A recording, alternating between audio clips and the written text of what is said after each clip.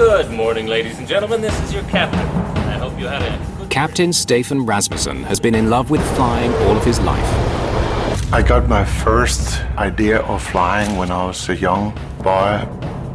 After learning to fly in the Air Force, Rasmussen joined Scandinavian Airlines. He seemed to be the one who really enjoyed his job. On December the 27th, 1991, he's in command of a state-of-the-art DC-9. The flight will take him to the very edge of his abilities, as his engines fail and his plane falls out of the sky. I was in a nightmare. Stockholm, Scandinavian 751, we are crashing into the ground now. What caused the most baffling accident in Sweden's history is nothing investigators could have imagined. What they finally uncover will strain Rasmussen's lifelong relationship with airplanes to the breaking point. I really felt that I didn't trust the aircraft. Mayday, Mayday.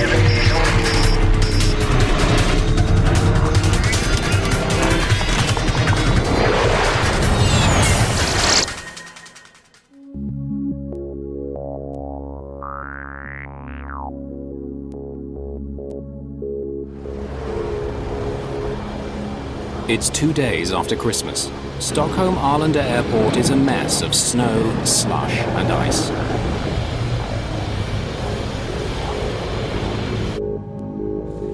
Passengers boarding a mid-morning Scandinavian Airlines flight to Copenhagen are finding the cabin very uncomfortable. It was really warm inside the plane when we entered because there had been heaters on during night. And I saw when the passengers embarked, they also wanted to take off jackets and shoes, and because it was like a sauna.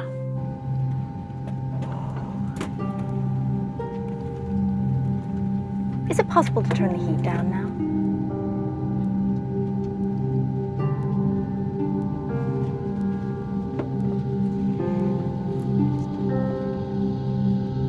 "34-year-old Ulf Sedermark has been with the airline for 4 years. He's the first officer on today's flight. It was a light snowfall. Temperature was just below freezing and light winds. We were going to fly Stockholm to Copenhagen and then to Warsaw, back to Copenhagen and down to Barcelona that day. It would be quite a long working day. Stefan Rasmussen has just finished an exterior check of the plane. The Danish pilot is in command this morning. In those over 12, almost 13,000 hours I've been sitting in an aircraft, I always felt that I put the aircraft and back on like a rucksack. And when we took lift on the wings, we melted together. The plane Rasmussen is strapping on today is a nearly new DC-9, easily identifiable by its 2 rear engines. By now, everyone should know that door stays open. Right. Even in the days before terrorist threats, flying with the cockpit door open is unusual. It's just one way Rasmussen has endeared himself to the crews and passengers he flies with. I always had my cabin door open because I found out that if we had the door open and they could see that there were a human being in there, they'd trust you. For me, it felt good that the door was open. It just feels like you have a connection more than if the door is closed. The winter weather has delayed this flight, but Rasmussen won't compromise safety for schedule. Where are we now with the de-icing? The wings aren't quite done. They've done the underside. Now they're doing the top. Thank you. Under Captain Rasmussen's instructions, the ground crew had already de-iced the plane once. Now they're giving it another pass. And it took a while, but they had trouble getting rid of the snow on top of the wing. So we were slightly late for our pushback out to our runway. For Captain Per Holmberg, this kind of delay is routine business. He flies DC-9s for the airline. A passenger this morning, he is scheduled to command another flight later that day. Good morning, ladies and gentlemen. This is your captain. I hope you had a good Christmas. We're just getting our wings cleared as we've had a bit of snow overnight, and when that's finished, we're ready for takeoff for some warmer weather. I handpicked the airline's best cabin crew to take care of you today. We all hope you have a nice flight. Finally, Scandinavian Airlines Flight 751 is cleared to proceed. There are build-ups of snow that the crew must avoid on the way to the runway. Would have been nice of them to clear the snow. Well, that would have made it too easy. Approaching holding point, runway 08. Roger, Scandinavian 751. You are cleared for takeoff from runway 08. Spoilers. Armed. Auto brake, takeoff and armed.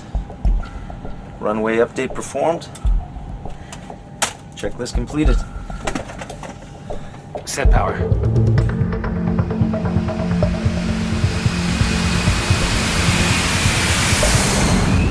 Despite the winter conditions, the takeoff is routine.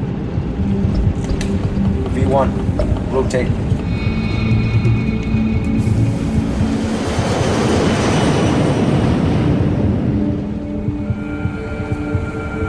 Gear up. Gear up selected.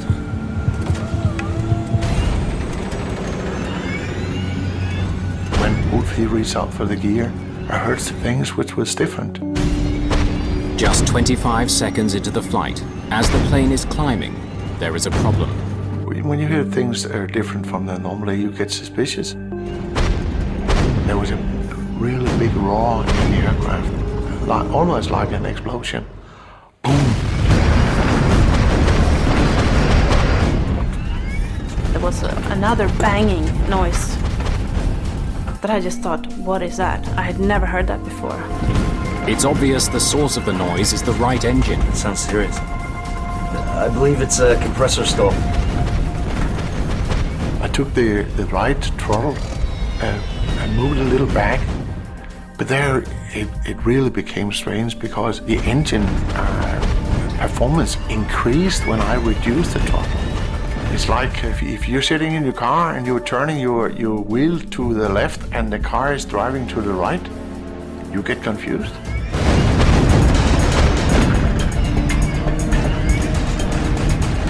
We're not supposed to like call into cockpit now. And then I thought, this is an emergency, I have to call the captain.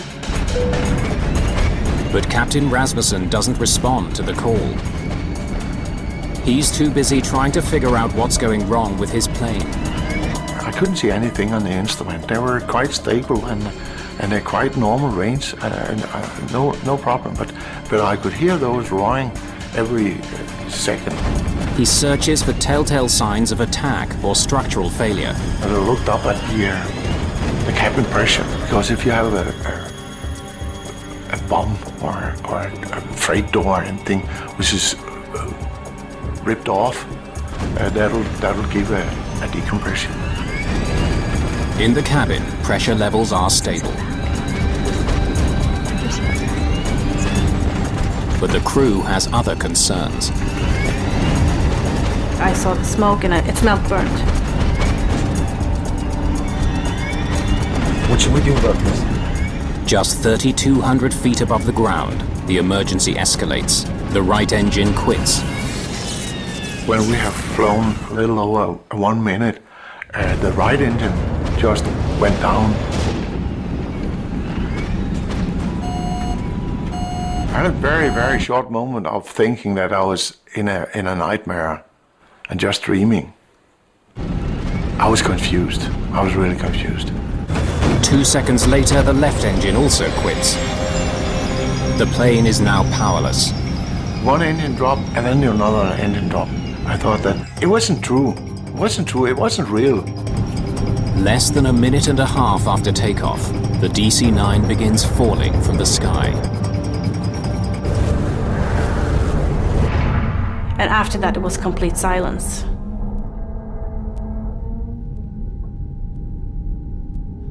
And I think that was the worst moment for me. Just being in the air, and it's so quiet.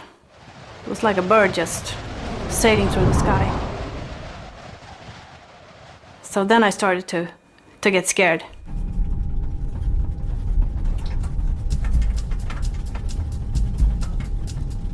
Engine relay. As the pilots try to restart their engines, things get even worse. The left engine erupts in flames. I saw the exhaust gas temperature was rising rapidly. The max temperature was around 680 degrees Celsius, and I saw it go above 800. A fire in the engine could spread to the rest of the plane. Should I pull?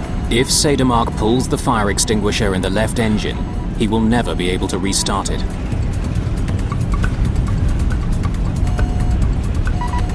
He pulls the handle to put out the fire.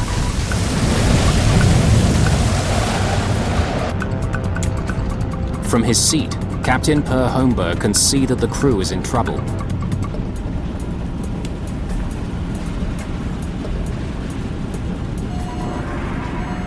Flight 751 is now falling at a rate of 1,200 feet per minute. But air traffic controllers at the Stockholm airport have no idea the plane is in trouble. Arlanda, Stockholm, Scandinavian 751. Good morning, SK-751. Climb to flight level 180. We have problems with our engines, please. We need to go back to Arlanda. 751, roger. Turn right, heading to here. Suddenly the radio goes dead. A result of the failed engines. Only the right engine can provide power, but it's now spinning too slowly to generate electricity for the instruments. Without the engine, you don't have any propulsion, so the only energy you have is your height. With time running out, the pilots of Flight 751 must find a way to restart the right engine, or else crash into the countryside below. Scandinavian Airlines Flight 751 is now falling from the sky at 20 feet per second. How can I help? Captain Per Holmberg, who boarded the flight as a passenger, becomes part of the flight crew. Like he came out in the cockpit and he said, "Is there anything I can help you with?" I don't think I even said yes. I just said, "Start the APU." If the auxiliary power unit can be launched, it will bring back the radio and instruments. So I just handed him the emergency checklist and started focus on controlling the flight to see that we were maintaining the speed and the attitude and that we were wings level.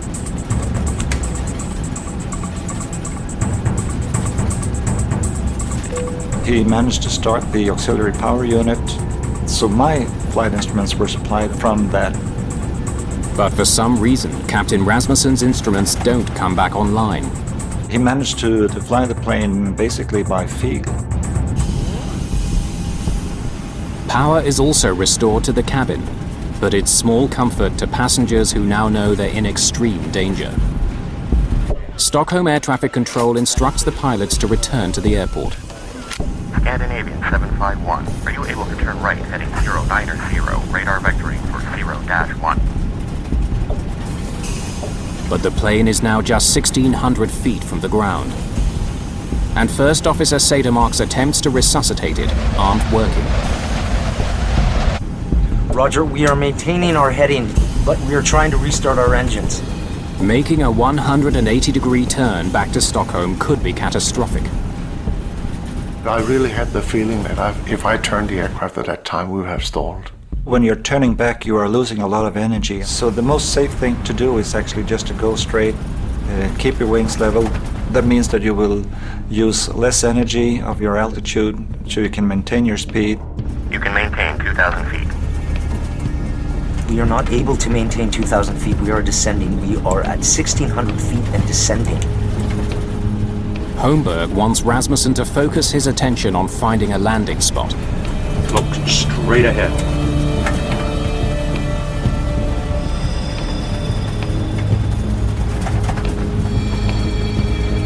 Look straight ahead. He was screaming at Stefan, just look straight ahead and watch the flight path. Prepare for on-ground emergency. On-ground emergency! Bend down! Bend down! Bend down! So we shouted "bend down" I don't know how many times. Bend down, bend down, bend down. Keep your seatbelts fastened. While passengers brace, Rasmussen considers where to land his plane. Look straight ahead. And I had an idea that on the northern direction could bring us out to the Baltic Sea, which was at that time frozen. And that's an excellent runway. But instead, he finds himself gliding powerlessly over a dense forest.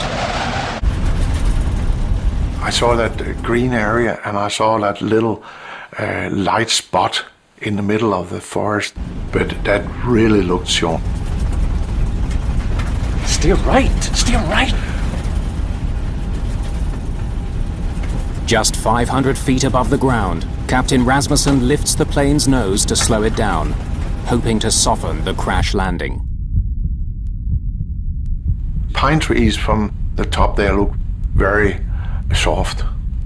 I could use the trees as almost like a pillow. Should I lower the landing gear? Yes, gear down. Bend down and hold your knees. I prepared myself for a hard impact. If it's an emergency landing, we have no engines, I just thought this is going to be a hard landing.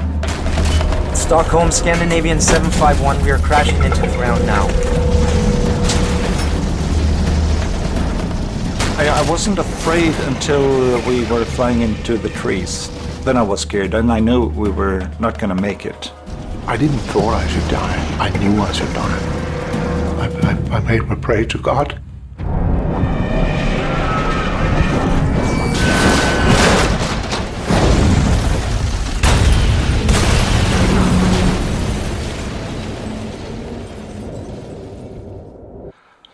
And then a moment after, we were in a strange world.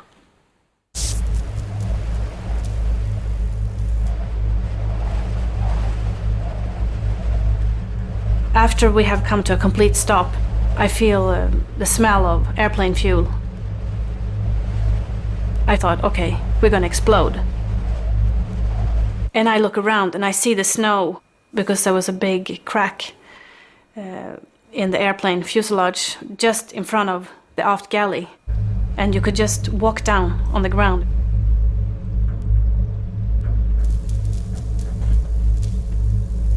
Everything was quiet, and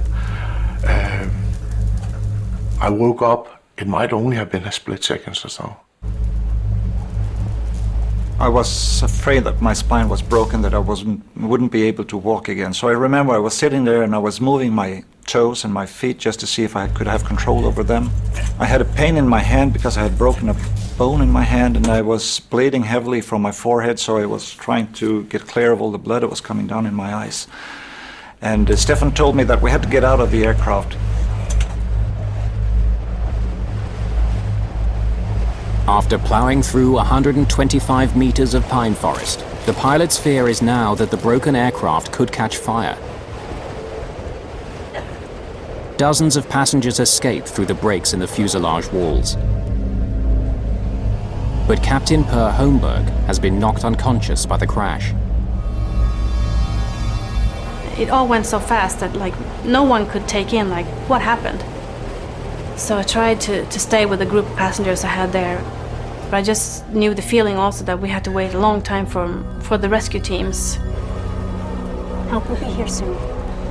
Fortunately, no fire materializes. But because they removed their winter clothing while boarding the sweltering plane, many passengers are starting to freeze. Most people were just standing in their shirts, t-shirts, very, very little clothes. Few didn't even have shoes on. They are now at risk from hypothermia. So I focused on being caring. Maybe I did it for my own sake also. I needed a hug also. It was comforting to comfort someone else.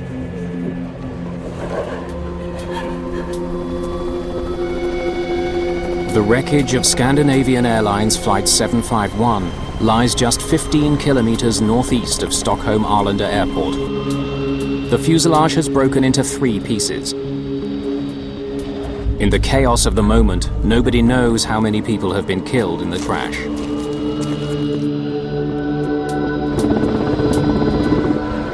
Rescuers arrive within minutes and attend to the freezing survivors. They pull Captain Per Holmberg from the cabin, unconscious. He landed on the wall at impact, and he skidded down on the wall to the floor at impact. So he was quite badly damaged. He cut his eyelid, and he also got his collarbone that was broken off, so his shoulder was in front of him. 92 of the passengers have sustained injuries. Only 8 are considered serious. But when the crew conducts a head count, they're stunned to learn that out of the 129 people who boarded Flight 751, not a single one was killed in the crash. Everyone survived. It was like a shock just to take in. Wow, that was a fantastic comment. This was the happiest captain in the world. We were all alive. That was a great moment. Reporters break the remarkable story to the world. As the Swedish Accident Investigation Board, or SAIB, takes charge of the case. Scandinavian Airlines alerts its own investigators, dispatching Tori Hultgren to head up its team. It's most unusual that the plane crashes in a wooded area and everybody survives. I've never heard of it before. The police kept everybody off the site itself. There was a cordon around the aircraft about 100 meters.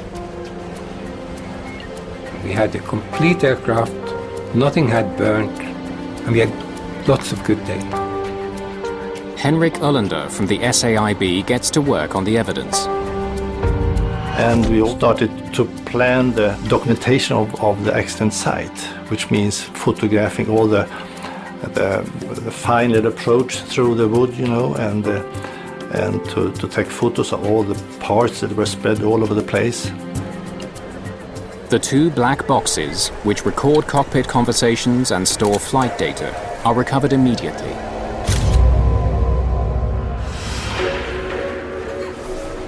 Investigators speak to survivors. Everyone tells a similar story.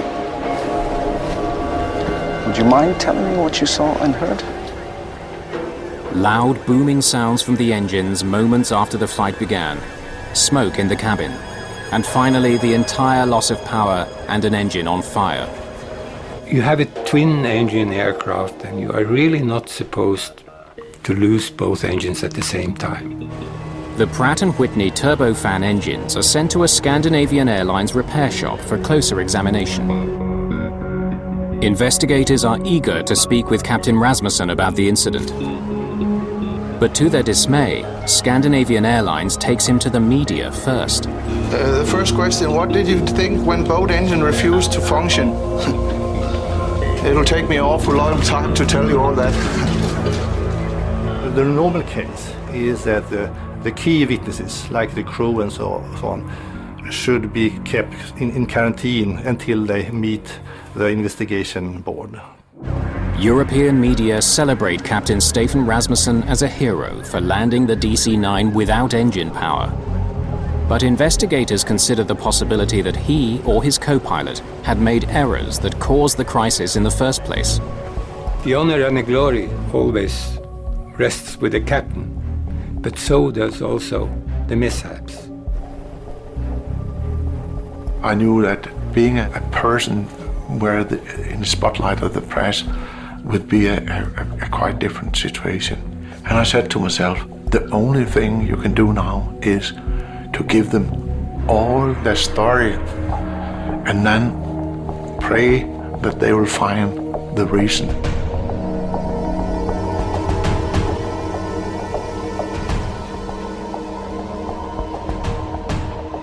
Lars Lindberg is an investigative representative for the Swedish Airlines Pilot Association. He examines the wreckage for signs of mechanical or structural failure. We knew both engines had failed for some reason. So we was concerned what was the background for something like that to happen. The first time I saw the engines in the workshop, I was surprised. Is this all they found? There was a number of parts that were completely missing, and this was something we hadn't seen before to this extent. To find out what happened, investigators must find the missing pieces, which now lie somewhere in snow-covered fields and forests.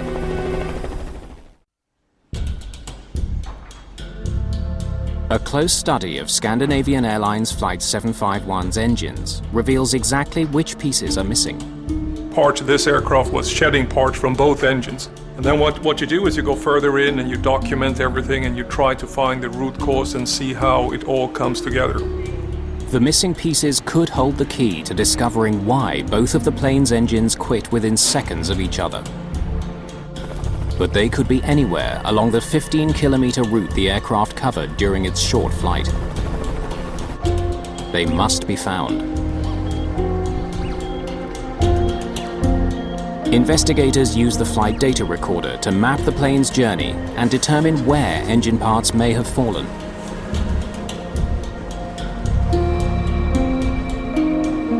After scouring the snow-covered fields along the plane's path, the recovery team finds 500 fragments. Just a fraction of what's missing. Many are very badly damaged. Some of the titanium blades actually seem to have been on fire. You had this titanium fire inside both engines, both the right and the left engine. And this titanium fire is a very unique occurrence. It's requiring very, very high pressure and very high temperature for a titanium blade to catch fire. Investigators dig deeper into the cause of the engine trouble. The left engine's fuel line is badly dented. It was obviously hit by a fast-moving piece of metal inside the engine. The impact caused it to rupture.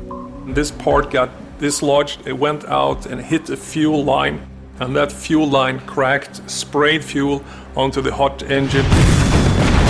The engine was clearly coming apart during the flight. That sounds serious. The discovery explains the fire in the left engine and why so many pieces of it were found so far from the crash site. But investigators are left wondering why the engines broke up in the first place. A major clue comes from passenger and crew testimonies, which told of repeated booming noises before the left engine caught fire. The cockpit voice recorder picked up these sounds. You can hear that, and we could correlate that with when the damage occurred. You can see that on the flight data recorder.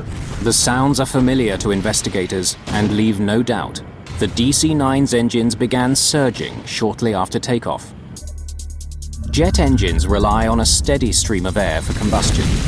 A series of fans move incoming air through various stages of compression.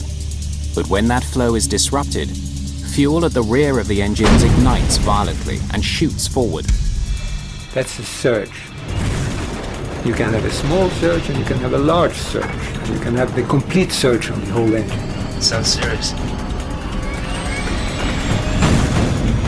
This surge process was very violent, so after a very short time, we had an aircraft with two engines that could not be restarted, that didn't generate any thrust.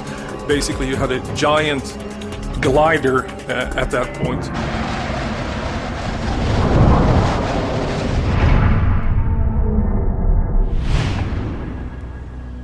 A closer look at the fan blades from the front of the engines explains why they were surging.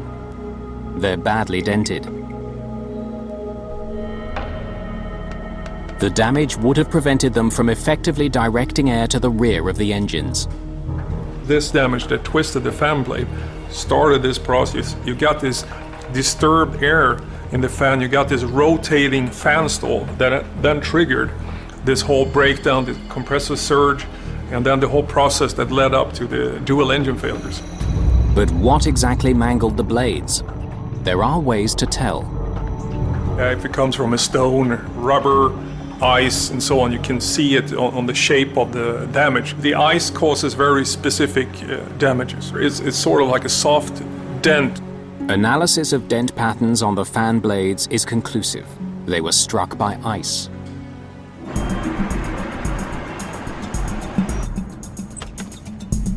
Now investigators want to find out where the ice could have come from. Weather data for the 24 hours leading up to the crash. They know Stockholm had been hit with rain and snow in the hours before Flight 751 took off. It was a situation with the temperature around 0 degrees. It was a drizzle, snow, rain in the morning. They learned that the DC-9 arrived from Zurich the night before, with the fuel tanks more than half full. They had quite a large amount of reserve fuel, of diversion fuel, in their wings. The fuel in the wing tanks were close to minus 20 degrees Celsius. The conditions that night were ideal for the formation of clear ice on the wing surface. And here you had very, very cold fuel on the top wing skin. And as the temperature dropped during the night, it went to snow and rain, and finally snow. So there was a layer cake. Ice at the bottom, slush, and snow on top. About 10 inches total on top of the wings in the morning. Responsibility for de-icing the plane ultimately falls on the captain. Rasmussen insists he was aware of the overnight build-up. Investigators wonder if the pilot did all he could to ensure his plane was completely free of ice. Rasmussen claims he instructed technicians to de-ice the plane thoroughly. I didn't walk around with the aircraft. It was cold. It was frosty. Noticing that there was still frost on the wings, the head technician ordered a second round of de-icing. I was really convinced that the aircraft was clean. And so was he. Where are we now with the de-icing? The wings aren't quite done. They've done the underside. The cockpit voice recorder backs up Rasmussen's testimony. They've got it good and clean under the wings? Yes. De-iced the aircraft once and looked at it and I said, once more. And they de-iced as the second time. In fact, a total of 850 liters of fluid was sprayed on the aircraft. But the fluid may have been faulty, not potent enough to melt the thick layer of ice that had accumulated on the wings overnight. Technicians test samples of the fluid used to de-ice Flight 751. We found no discrepancies. There was nothing wrong with any of the fluids used. But when investigators interview the maintenance crew that worked on the plane, they begin wondering if the de-icing team was thorough enough in their efforts. The ground crew insists that after they sprayed the wing, it appeared to be clean. But that appearance was deceptive. It looked perfect, because the clear ice on top of the fuel tanks, you cannot see the clear ice. A technician inspected the front of the wing and found no ice. He couldn't have known that there was ice further back, out of his reach. No provisions for stairs or anything that he could use to get up on the wing at the de-icing platform. It looked shiny and nice, couldn't see any ice on it, but still there was maybe an inch of ice on top of the wing when the aircraft took off. As soon as the plane took flight, the ice became a problem. On this aircraft, the engines are positioned behind the wings, and as the aircraft rotated and the wings bent in order to take the weight of the aircraft, this ice in the wing roots loosened and it sucked right into the engine. The ice damaged the fan blades at the front of the engines and ultimately caused them to begin surging. Nobody really expected that this would happen, or could happen, but it did. When ice breaks off the wings during flight, it doesn't pose a problem for most aircraft. But the placement of a DC-9's engines leaves them more susceptible to being struck. The Pratt & Whitney engines on Flight 751 were designed to withstand this type of ice ingestion. Something else must explain the disaster. Investigators know that the wrong reaction by a pilot can make surges worse. They comb through the flight data to see what these pilots did when the emergency struck. The first thing you do when you have a surge, if you recognize it as a surge, is that you reduce power. Captain Rasmussen claims he did just that. Of course, you just pull the throttle back, and then you have the balance between the incoming fuel and incoming air. And that was actually what I did. But the flight data recorder tells a different story. Why is the engine power increasing? It clearly shows that in the moments after the surge, thrust was reduced, but then seconds later was increased to beyond full power. Yeah, it didn't add up because the RPM was increasing to 110%, and the throttle position was moving. It shouldn't be. The only thing that could move the throttles in clamp was the pilot's hand. But if Rasmussen didn't push the throttles forward, something else did. It would explain the captain's confusion as his engines began to surge. As a pilot, when you gone through the training, you've done all your emergency training, you've been through the simulator, and now you have a system that is doing something that you don't expect, it's very confusing. Despite their relentless efforts, investigators can find no possible explanation for the increase in thrust. The frustrating part with the investigation was that we could not figure out why the system did what it did. Then, almost 2 months after the accident, the plane's manufacturer provides the answer. The culprit is something called automatic thrust restoration. It's brand new. It automatically increases the thrust during the climb. Swedish authorities learned that automatic thrust restoration, or ATR, was recently introduced as a safety feature on Scandinavian Airlines planes. It existed because the FAA had discovered some pilots were throttling back considerably while taking off and landing to reduce noise over residential neighborhoods. The ATR was designed to make it impossible for them to throttle back to dangerous levels. So as soon as he powered back, the system kicked in. Investigators learned that when Rasmussen reduced power to clear his engine surge, the system read this as a dangerously low power setting and pushed the throttles forward.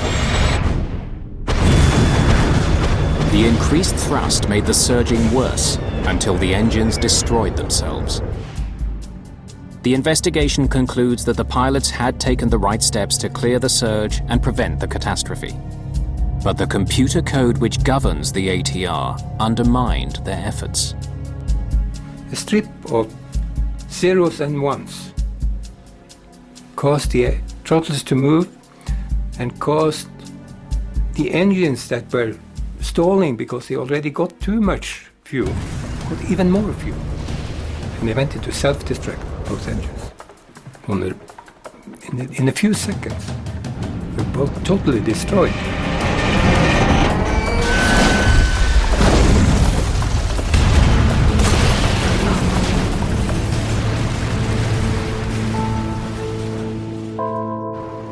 The system was so new to Scandinavian Airlines that nobody there had even heard of it. And it was confusing for everyone because we didn't know about the system, we didn't have information on the system. SAS didn't know the system existed on their aircraft. We hadn't bought that modification. And it was sneaked in via another system. Because he didn't know about the ATR, Rasmussen was unaware that he could only save his plane by switching it off. News that the automatic thrust restoration was responsible for the accident proved both a blessing and a curse for Captain Rasmussen. It eliminated any notion that he had made a mistake. When I got that message, I was really released. It was like winning in the lottery. It was, because I was so happy. Because then I could explain why I was in that total cone of confusion.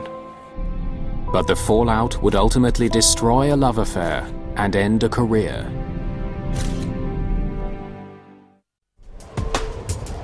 On October the 20th, 1993, the Swedish Accident Investigation Board releases its report on the crash of Flight 751.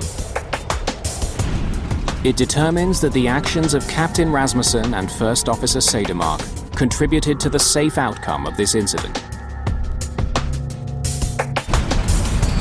And although investigators question Captain Per Holmberg's decision to enter the cockpit in the first place, they do praise his contribution. This crew flew until they stood still on the ground. They never gave up. They never gave up. They didn't give an inch. The investigators put much of the blame for the accident on Scandinavian Airlines because their procedures for checking for clear ice were inadequate.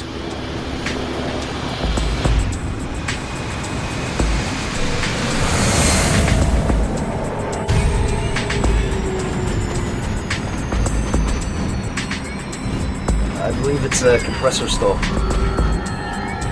The report also condemns the fact that the pilots didn't know about the automatic thrust restoration and how it would act in a surge situation. If the ATR system hadn't been there, if the trolls hadn't moved forward, there wouldn't have been an accident. It was a bit strange that we didn't have all the documentation available to us, so we knew what we could expect if something like this would happen. In the wake of the crash, Scandinavian Airlines started training its pilots how to use the ATR system. They also implemented steps to ensure airplanes don't take off with clear ice on the wings. We changed all the procedures, we provided stairs for the mechanic, and we made it a requirement to go up on top of the wing and touch it with your hand to verify after de-icing. After healing from his injuries, First Officer Ulf Sedermark returned to the cockpit. I didn't feel the responsibility that I wouldn't be able to do my job again. Whatever happens, I know that I still can see things for what they are. And I still love doing my job, and if something bad happens, I can deal with it. But Stefan Rasmussen's return proved far more difficult. Set power. After I'd had from a high-skilled psychologist, we talked about getting in the air again. He knew that would be a hard decision to take. Gear up.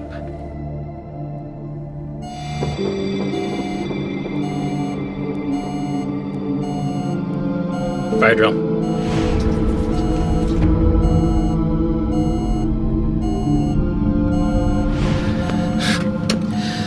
After time in the simulator, Rasmussen couldn't regain confidence in his plane. Sorry, guys. In a disaster situation, in a crisis, is that you have optimized the teamwork between man and machine.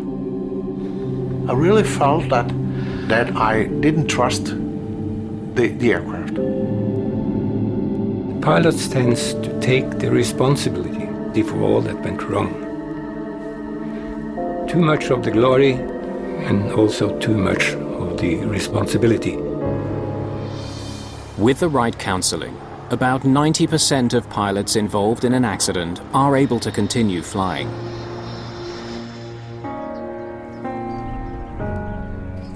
Even though Captain Rasmussen received treatment, his career ended with the crash of Flight 751. Taking that decision to leave aviation as pilot was like having your highest love and come to that conclusion that you have to kill her. I had many hours, many missions of happiness in an aircraft. And I loved my passengers, I loved my aircraft so much, so I said, that's it.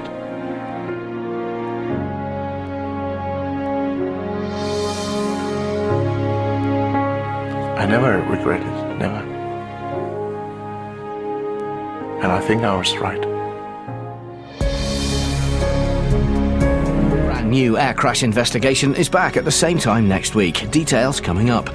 Stay tuned for Cold War drama in the skies.